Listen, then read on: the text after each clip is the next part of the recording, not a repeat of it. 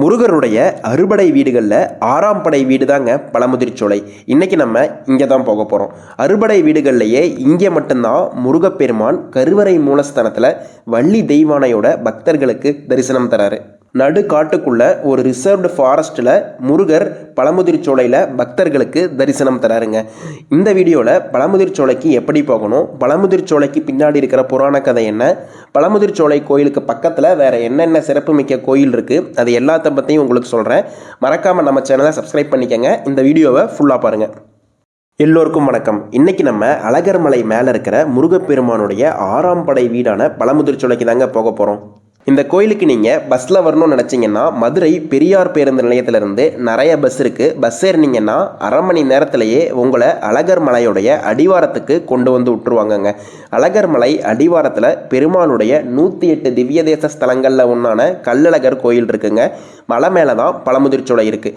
மலை மேலே உங்களோட ஓன் வெஹிக்கிளில் போனீங்கன்னா டோலுக்கு அமௌண்ட் கட்டிட்டு போகலாம். இல்லைன்னா 4 கிலோமீட்டர் நடந்தும் போகலாம்.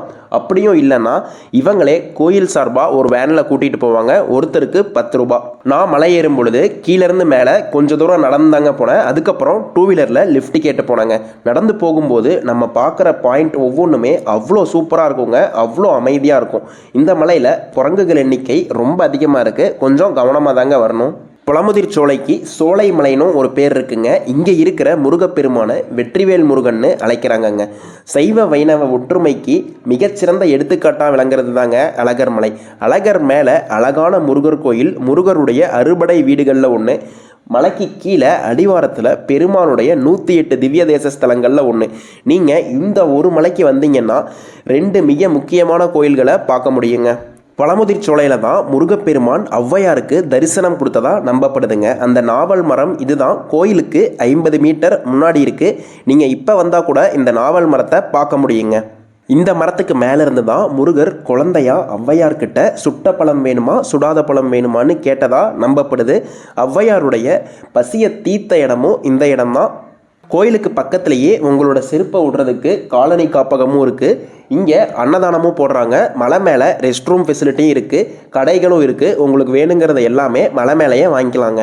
முருகரை கும்பிட்டுட்டு ஒரு 500 மீட்டர் நம்ம மலை மேலே ஏறினோம்னா ராக்காய் அம்மன் கோயில் ஒன்று இருக்குங்க. ரொம்பவும் சக்தி வாய்ந்த அம்மன் கோயில். இந்த கோயிலில் நூபுர கங்கைன்னு ஒரு தீர்த்தம் வருது. அந்த தீர்த்தம் தான் உலகத்தில் இருக்கிற எல்லா தீர்த்தங்களை விட சக்தி வாய்ந்ததுன்னு நம்பப்படுதுங்க. பழமுதிர்ச்சோலை கோயிலிருந்து நூபுர கங்கை தீர்த்தத்துக்கு போகிற வழியில் பக்தர்கள் நிறைய பேர் அவங்களுடைய வேண்டுதலுக்காக கற்களெல்லாம் அடுக்கி வச்சுருக்காங்கங்க. இங்கே அம்மன் கோயிலுக்கு முன்னாடியுமே நம்மளோட செருப்பை பார்த்துக்கிறதுக்கு காலனி காப்பகம் இருக்குங்க. ஃப்ரீ தான். அங்கே விட்டுட்டு ஒரு 30 படிக்கட்டுகள் நம்ம மேலே ஏறணுங்க.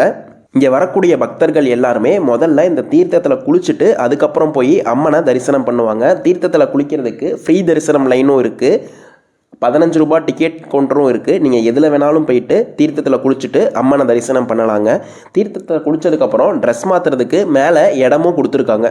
இந்த தீர்த்தத்தோட சிறப்பு என்னென்னா ரொம்ப வருஷமாக இந்த தீர்த்தம் வற்றாமல் வந்துக்கிட்டே இருக்குது. இந்த தீர்த்தத்தோட ஆரம்பம் எங்கே இருக்குன்னே தெரியல. அதாவது இது உருவாகிற இடம் எங்கே இருக்குன்னு யாருக்குமே தெரியல. வெயில் காலத்தில் கூட தீர்த்தத்தில் தண்ணி வற்றாமல் வந்துக்கிட்டே இருக்குங்க. ஒரு பைப் கனெக்ஷன் எடுத்து அந்த தீர்த்தத்தை நமக்கு கொடுக்குறாங்க. நீங்கள் ஏற்கனவே இங்கே வந்திருந்தீங்கன்னா கமெண்ட்டில் சொல்லுங்கள். இந்த வீடியோ உங்களுக்கு பிடிச்சிருந்துச்சுன்னா லைக் பண்ணுங்கள். உங்களுடைய கருத்துக்களை கமெண்ட் பண்ணுங்கள். நம்ம சேனலை மறக்காமல் சப்ஸ்கிரைப் பண்ணிக்கங்க.